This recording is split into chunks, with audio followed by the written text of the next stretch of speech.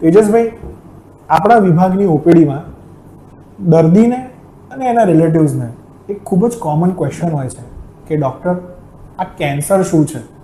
તો એના વિશે તમે શું કહેશો?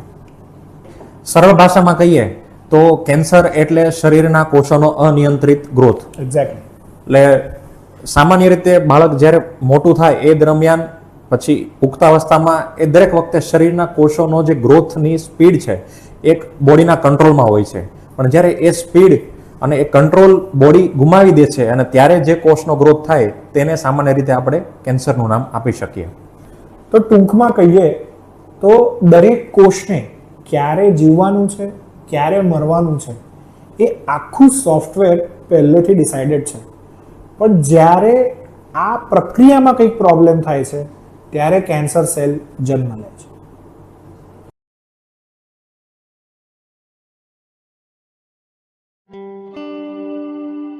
Thank you.